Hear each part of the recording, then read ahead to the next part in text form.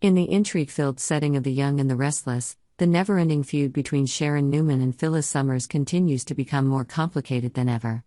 Phyllis, known for her sophisticated tricks and ability to manipulate any situation to her liking, seems to have gone too far this time when she tries to destroy Sharon, turning her into a criminal with no way out. But Sharon, a woman who has experienced all kinds of events and pain, is not easily subdued. Faced with Phyllis's tricks, Sharon feels like she is being pushed into a corner. She knows that if she does not have a reasonable response plan, she will become a victim of this dangerous game. Phyllis cleverly hints that she holds important evidence that can destroy Sharon. The feeling of anxiety and fear weighed heavily on Sharon's shoulders, making her consider getting a restraining order against Phyllis, a reasonable defense to prevent the threat from this dangerous woman. However, Nick Newman, with his experience and calmness, advised Sharon to calm down and consider carefully before acting. Nick understood that if Sharon let her emotions control her, she could accidentally fall into the trap that Phyllis had set, making herself a weak and vulnerable woman in the eyes of everyone. Sharon knew very well that if Phyllis suddenly disappeared or had an accident, she would immediately become a suspect. Memories of previous events, where Phyllis faked her death to trap Diane Jenkins or plotted to eliminate Jeremy Stark, made Sharon understand that Phyllis was not someone who could be defeated easily. For Phyllis, nothing was off limits, and this forced Sharon to calculate carefully in every action she took. The idea of a new battle came to Sharon's mind. She would not let herself be the easy victim that Phyllis expected. With the current situation, Sharon began to consider a new plan. Instead of becoming the target of the hunt, why not become the hunter herself?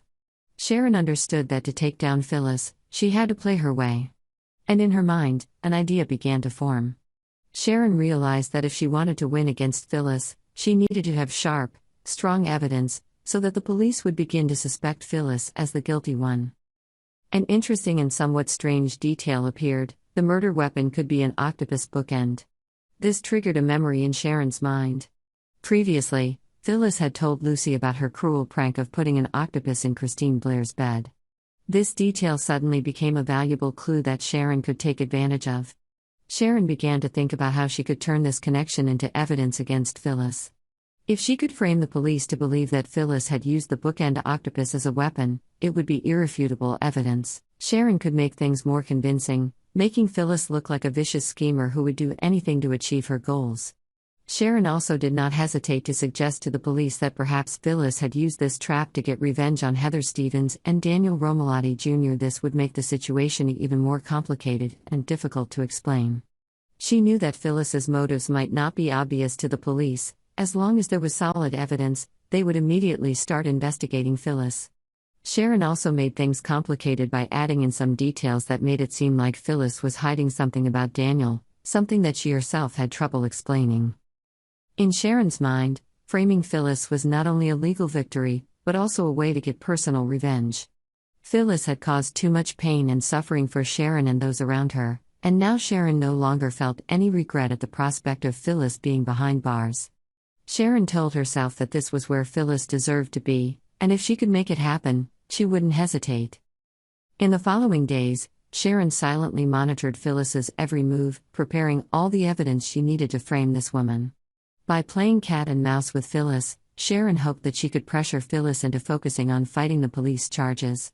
With Phyllis busy defending herself, she would have less time to bother Sharon, which meant Sharon could enjoy some peace while the other woman destroyed her life. The battle between Sharon Newman and Phyllis Summers has reached a new level, where neither of them is willing to back down.